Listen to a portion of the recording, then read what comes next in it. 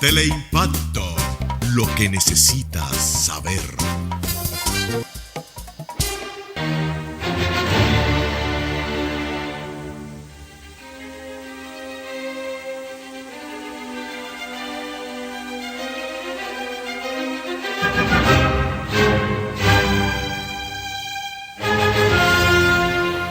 Saludos dominicanos.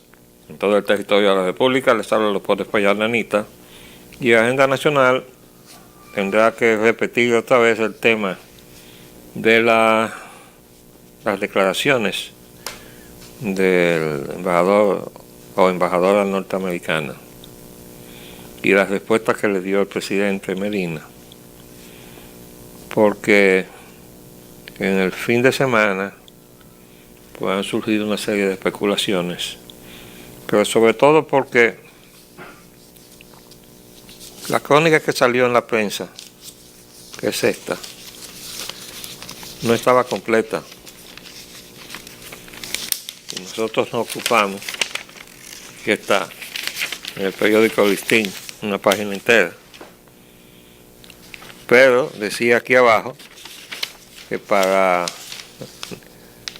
leer la historia completa en www.listindiario.com. Yo hice eso y efectivamente valió la pena. En esa entrevista, primero hay que decir que obviamente primero fue una cosa concertada y a voluntad de Buster. Y las preguntas que le hizo Alicia Ortega eran las preguntas que él quería que le hicieran. Eso es necesario dejar establecido, porque indudablemente que no se iba a crear una situación de un tema que a él le desagradara, existiendo como obviamente existía una relación previa de conocimiento y de trato frecuente, de la cual ellos mismos dejan constancia en la conversación. Pero yo quiero leer párrafos seleccionados, creo que vale la pena, de la entrevista, porque de la parte final surge el rumor de que él se va del país. ¿Por qué? Bueno, porque ella le hizo la pregunta y él le contestó. Y él ya, como le acabo de decir, no le iba a hacer la pregunta si él no le hubiera pedido que le pusiera esa pregunta. Además, porque en algún momento de toda esa entrevista, él lloró. Y uno tiene que preguntarse, bueno, ¿a qué vino eso? Y uno piensa que a lo mejor se estaba despidiendo, porque resulta ser, y aquí también se deja constancia de eso, de que ellos tenían mucho tiempo, la pareja, visitando la República Dominicana. Es decir, esto fue algo solicitado al presidente Obama, porque ellos venían aquí y hacían relación aquí con determinados personajes de nuestra política y de nuestro andamiaje económico. Entonces, eso va explicando otras cosas que tienen que ver con la fusión con Haití. Tienen que ver con el hub del Caribe y las inversiones norteamericanas potenciales en la República Dominicana, de las cuales ha hecho repetidas referencias con preocupación el embajador, de que incluso cuando habla del tema de la corrupción dice que muchos inversionistas de los que están se irían y muchos de los que piensan venir no vendrían por la corrupción imperante. Bueno, ahí es donde el presidente Medina le dice que le señale un solo caso de corrupción. Bueno, ahí realmente, primero el presidente Medina no debió contestar nada que dijera el embajador Shuster.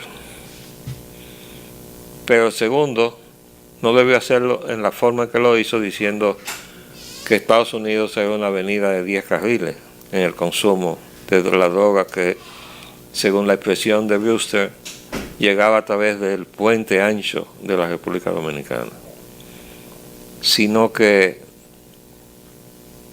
en realidad que el presidente diga que le digan un caso de corrupción, pero por Dios, tiene un escándalo en el Palacio Nacional que se llama la OISOE, y el presidente va a pedir que le den un caso de corrupción flagrante.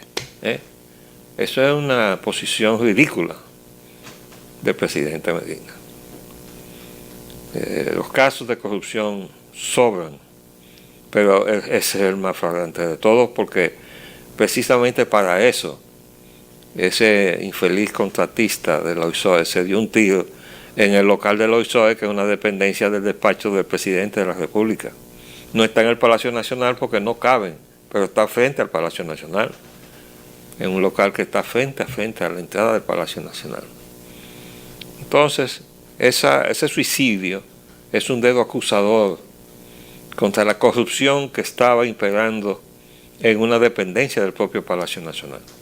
Y fíjense algo, que con el cambio de titular en el Ministerio de Educación, que ahora sí está en su agua, quien estaba fuera del agua en la Cancillería, que es el arquitecto Navarro.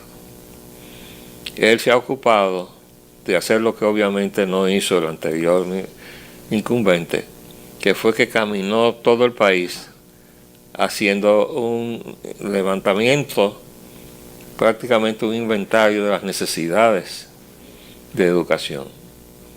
¿Para qué? Para planificar. Y ha comprobado en el terreno las barbaridades que se hicieron.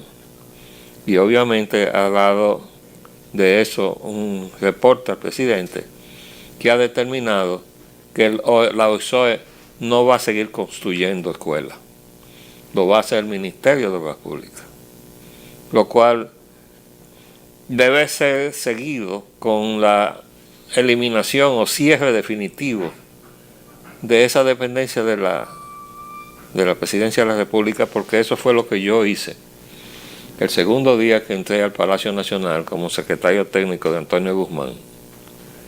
Cerré la oficina, que hasta ese momento operaba bajo la dirección del ingeniero Martínez Rea, bienvenido Martínez Rea.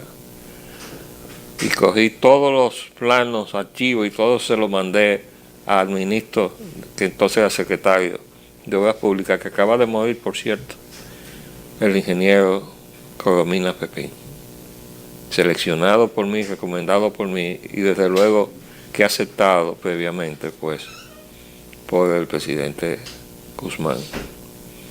Bueno, pues no hice yo más que salir del palacio, y Sonia Guzmán y José María Hernández abrieron esa oficina otra vez, para lo que es hoy una vergüenza para el país.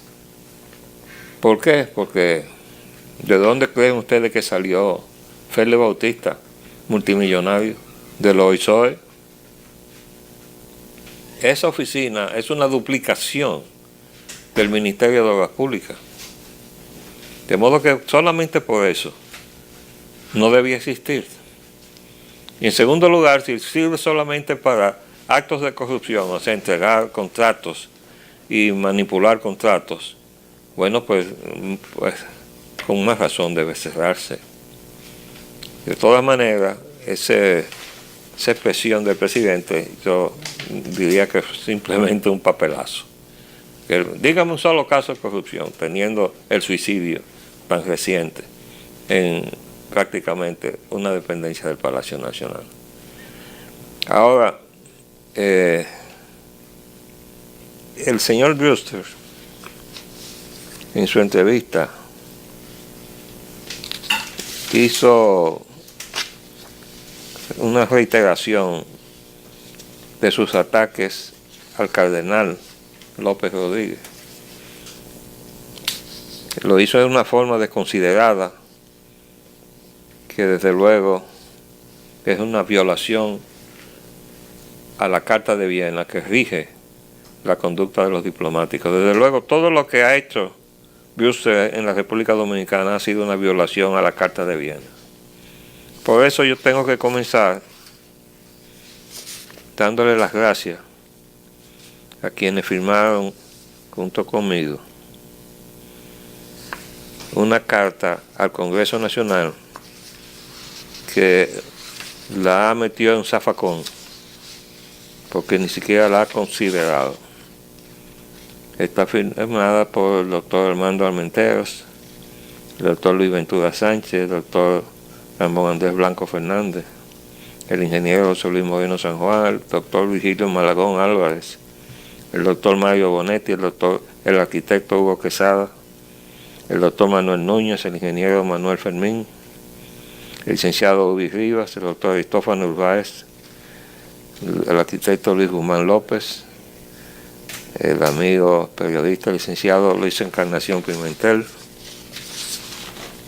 Y yo quiero darle las gracias porque todos pusieron su vida en riesgo para hacer esta carta dirigida tanto a la presidenta del Senado, Cristina Lizardo, como al entonces presidente de la Cámara de Diputados, Abel Martínez, con fecha febrero 27 del 2016.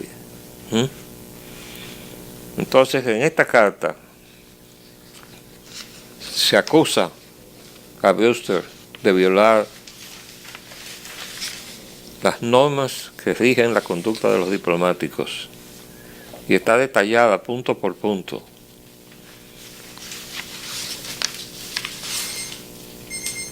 Dice aquí: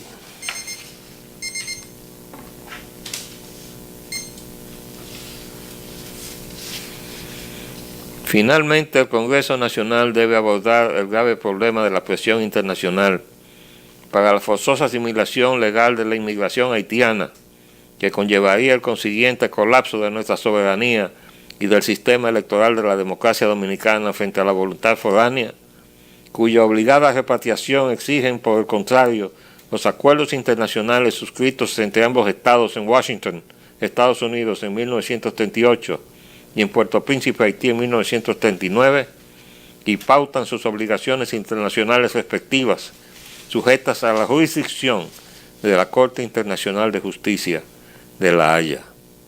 El Estado Dominicano definió sus obligaciones respecto a esa inmigración en el contexto de la sentencia 168.13 del Tribunal Constitucional, con la Ley 169.14 y su reglamento 250.14, otorgándole tratamiento más que justo, excesivo, a su rol en el mercado laboral dominicano, y un plazo límite para iniciar su planificada y ordenada repatriación, que venció el pasado 18, en un plazo límite para iniciar su planificación y ordenada repatriación, que venció el pasado 18 de junio del 2015, sin que el Ministerio de Interior y Policía y la Dirección General de Migración responsables de la misma hayan iniciado su ejecución y sin haber explicado el motivo del incumplimiento de las obligaciones legales a su cargo, que estimamos debe serle requerido por el Congreso Nacional. En el momento en que procedemos a recabar las firmas del documento, la prensa nos informa de una iniciativa de inscribir en la página web de la Casa Blanca una solicitud al presidente Obama, ya suscrita por 18,000 dominicanos, para que retire del país al embajador Brewster, que requeriría 100,000 firmas para surtir su efecto. No obstante saludar su mérito, creemos que el rescate de la dignidad y soberanía del Estado Dominicano no debe recaer fuera de los poderes del Estado. Esta petición se introduce simultáneamente en ambas cámaras del Congreso para facilitar la mejor coordinación de su acción reivindicativa de los atributos de la nación. Y desde luego que la parte fundamental de esta petición es la solicitud.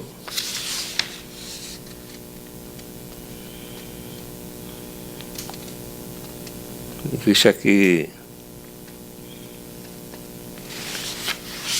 menciona: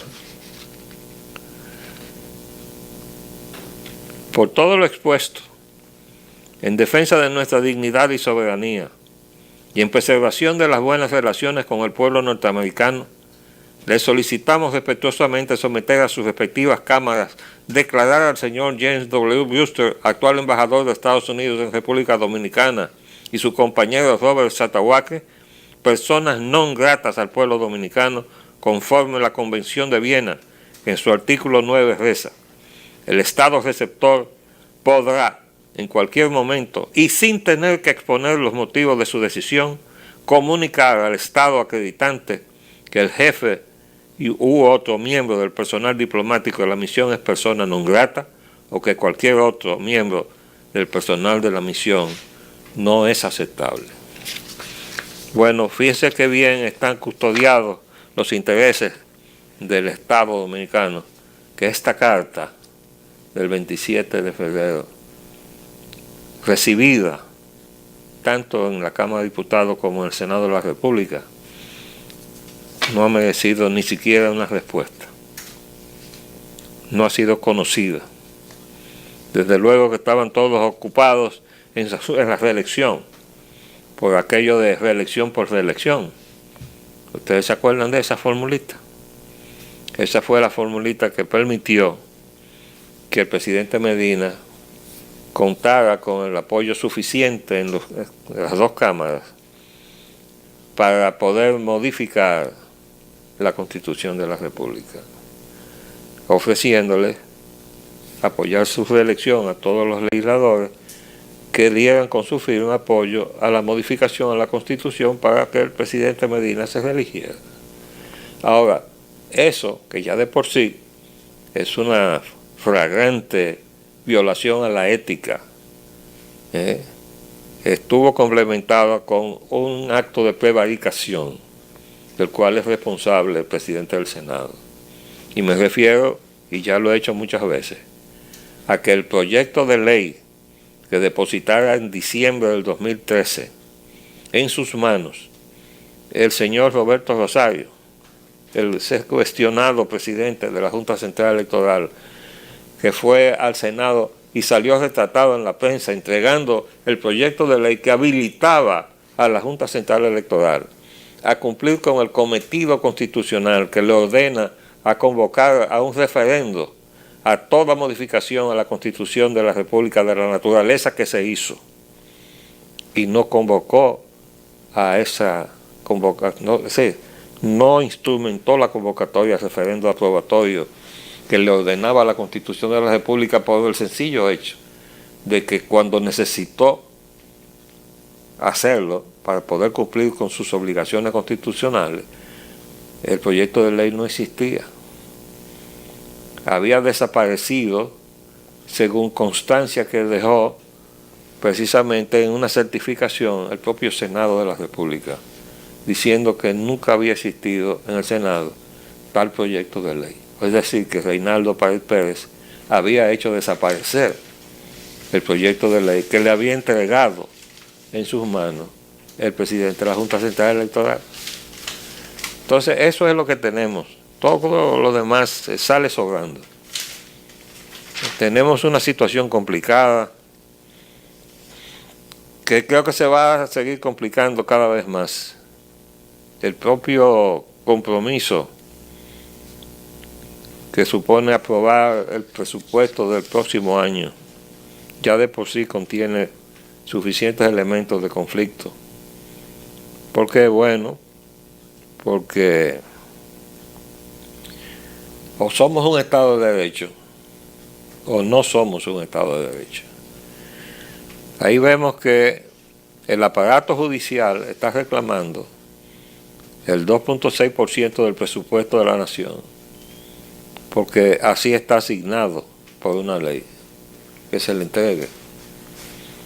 Pero también está así desde que salió la Ley de Autonomía Universitaria en diciembre de 1961, el 5% de la Universidad Autónoma de Santo Domingo. Y eso no se ha cumplido nunca. Pero el 4% del Producto Interno Bruto, que es un disparate técnico. ¿Por qué? Porque el Producto Interno Bruto no se sabe de antemano cuánto va a ser en el año 2017. No se sabe. Eso es un cálculo que hace en el Banco Central ex post, es decir, terminado el año, o en el curso del año se puede hacer una proyección. Vamos a llegar a un 6%, a un 5%, a un 7%. Pero solamente se sabe después que cierre el periodo, es decir, la economía creció en el año 2015 o en el 2016, tanto. Pero usted no puede decir, le voy a asignar el 4% del Producto Interno Bruto cuando usted no sabe cuánto va a ser el Producto Interno Bruto. Esa ley es un disparate. Pero como venía de diálogo interamericano, bueno, pues con muchos regateos se aprobó, pero se ha cumplido religiosamente, aunque yo no sé cómo rayos calculan cuánto es ese 4% con antelación, porque si no se sabe cuánto va a ser el Producto Interno Bruto, menos usted puede saber cuánto es el 4% del Producto Interno Bruto, y que si yo estoy estúpido, que por favor venga alguien y me explique cómo se hacen esos numeritos. Porque esta cabeza me dice a mí que eso no se puede hacer. Y créanme que yo tuve que manejar el asunto del presupuesto, pero recuerden que yo fui secretario técnico de la presidencia. Entonces, todo eso va a llevarnos a que hasta el Poder Judicial está reclamando que no se está cumpliendo con la ley. Pero el trato de que le da el Ministerio de Educación, bueno, se fue ya la titular del Ministerio de Educación Superior, que no parecía una profesora de la UAS, parecía una enemiga de la UAS. Como lo parece el actual presidente de FAPRO-UAS, a quien le digo aquí públicamente, que es un atrevido, porque le ha dicho al rector de la Universidad Autónoma que se quite la camisa de PLDista y que enfrente al gobierno. Pero señor, usted es presidente de la Federación de Asociación de Profesores Universitarios de la UAS y se puede expresar de esa manera con respecto al rector. Usted no merece ser representante de la FAPRO-UAS. Y se lo dice quien creó la primera asociación de profesores de la UAS en la Facultad de Ingeniería y Arquitectura, que es quien habla. Por eso fui su primer presidente. Y iniciamos el proceso de organización de FAPRO-UAS. Aquí nosotros tenemos problemas por todas partes, pero la formulación de ese presupuesto está llena de conflictos. ¿Por qué? Bueno, porque hay que satisfacer los reclamos justos de mejor salario. Es una vergüenza que haya un funcionario como el gobernador del Banco Central que gane lo que gana solamente en el sueldo, sin sacarle cuenta de todas las otras cosas que su cargo le propician.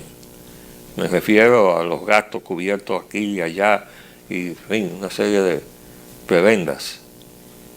Pero la magnitud de un empleo, y tiene 16 años en ese cargo, lo mismo que Temístocle Montaz, que se dispara con una denuncia, pero resulta que Temístocle Montaz le han calculado los ingresos que él tiene, él y su familia. Aquí está. Mire, revelan ingresos de Temístocle Montaz. Recibe 1.300.000. El hijo que está en la asociación, en la FP del Banco de Reserva, recibe 750.000. Otro hijo que es viceministro recibe 450.000. La hija está en la OEA, recibe el equivalente a 535.000. Y la esposa, miembro del Consejo de las Hidroeléctricas, recibe 675.000. Y el presidente quiere hacer de los pobres de este país clase media. Carajo, pues han hecho clase media de muy alto nivel a todos los miembros del PLD, o eso no es lo que han hecho. Óigame, de verdad que hay que hacer, no sé cómo lo vamos a hacer, pero hay que reconstruir todo lo que hemos intentado hacer, camino a construir una democracia en la República Dominicana. Ahora, lo último que les debo decir es esta información que me llegó, donde dice que hay pánico en Wall Street por lo que puede venir del Brasil, precisamente. Cuña mantiene en vilo a la clase política, pero ese titular se refiere a la de Brasil. ¿Y dónde me dejan a la clase política dominicana? ¿Por qué? Porque cuando ese señor, igual que el otro, o los otros que están presos, hablen, va a temblar la tierra política en la República Dominicana. Les habló Leopoldo Espallá Nanita. Hasta luego.